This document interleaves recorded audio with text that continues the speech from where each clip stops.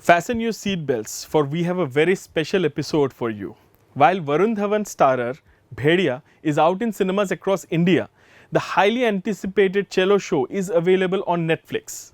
This is your weekly entertainment show, Entertainment. I am your host Amar Chatterjee, and today we will try to find out if Bhediya and cello show are worth your time or not.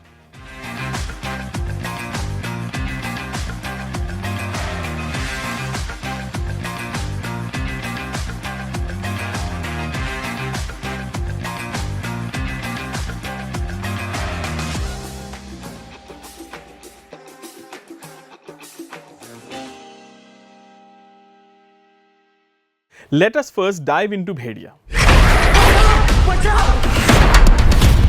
Bhediya is directed by Amar Kaushik, who previously directed Stree, and he is evidently trying to create a horror, comedy, heavy on social message universe of his own. In Bhediya, he sets out to deal with two primary issues: stepmotherly treatment of the northeasterners by mainland India and corporate takeover of nature and its resulting impact. Peppered throughout the narrative is also comedy, VFX-heavy action and subtle horror elements that feel picked right out of the much better Stree.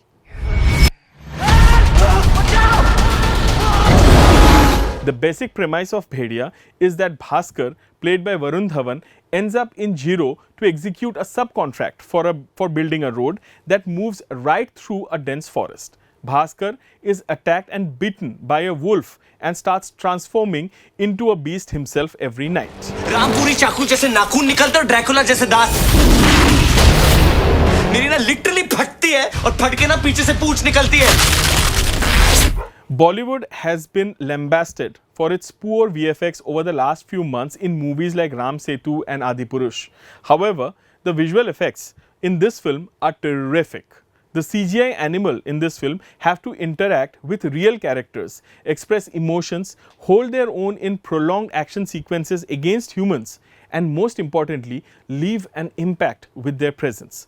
All this was possible only because of how well the VFX was done in the film. So, hats off.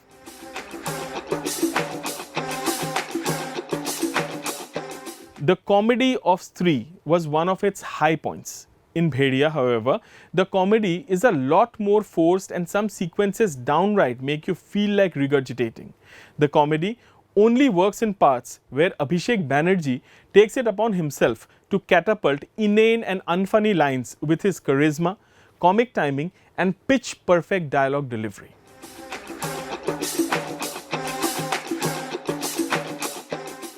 The makers of Bhediya used the lush green forests and gorgeous locals of Arunachal Pradesh to serve as the backdrop for their story. I have travelled extensively through Arunachal Pradesh and can vouch for the fact that the cinematographer didn't have to toil too hard to find beauty in his compositions.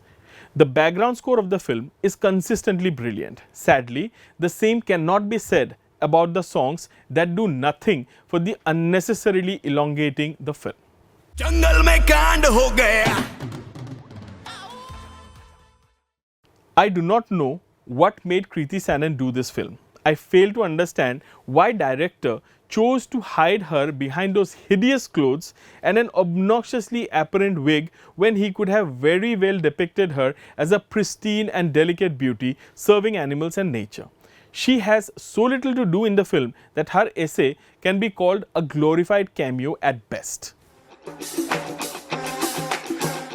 Yes, mistreating and misunderstanding the people of Northeast is a problem all across India. However, it needs to be addressed in a manner that is impactful, intelligent and believable. It feels as if Niren Bhatt and Amar Kaushik got their data on Northeasterners' abuse and prejudice from WhatsApp, and they write almost every stereotypical joke that one can imagine about the place. I have always liked Varun Dhawan's performance. I feel that his father should stop directing him in his remakes and the lad will be fine. Here too, he does a good job. He knows that he has stupid lines to mouth, but he mouths them with conviction and a straight face. I have already mentioned how wonderful Abhishek Banerjee is in the film. Sadly, the rest of the cast is hardly utilized.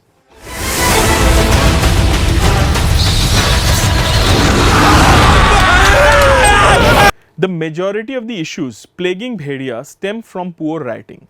Stree was written by Raj and DK, and we know how snappy, intriguing and thrilling their style of writing is. Unfortunately, Niren Bhatt could neither replicate Raj and DK's style nor could bring his own sensibility to this tale that would make it special. This results in a film showing flashes of brilliance in terms of storytelling, but those flashes are too few and too far apart, resulting in an ultimately underwhelming film. Over the last few months, you must have heard about a little Gujarati film called Cello Show, aka Last Film Show. The film came into news when it was picked ahead of RRR and the Kashmir Files by the Film Federation of India to represent India at the Oscars next year. The film will start streaming on Netflix from 25th, and this will give audiences a chance to watch and appreciate it for what it is.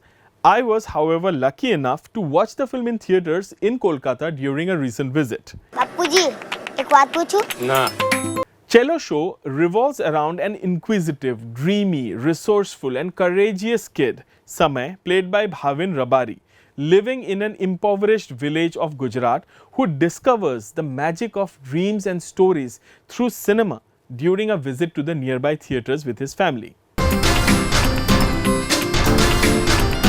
Many are comparing it to Cinema Paradiso.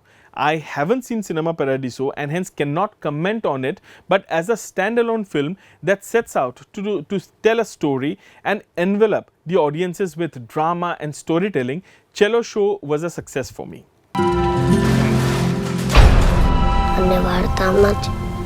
Film.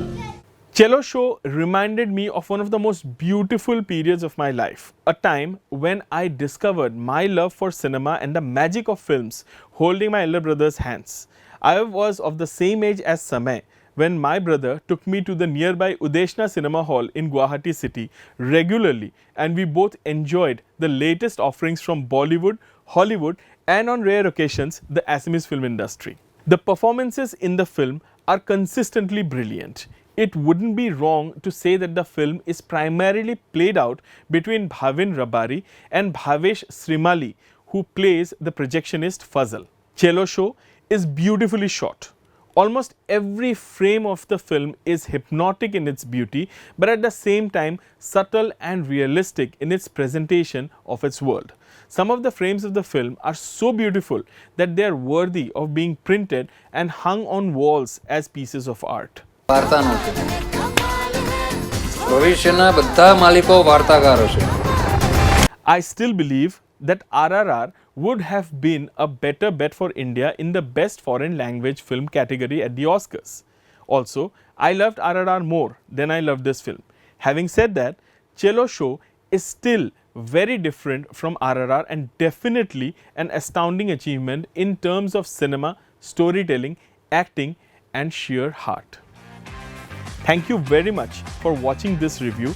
Please like and subscribe to EastMojo for more reviews and weekly content ahead. Don't forget to like, share and subscribe to EastMojo. For any queries, put them down in the comments section below and press on the bell icon for notifications.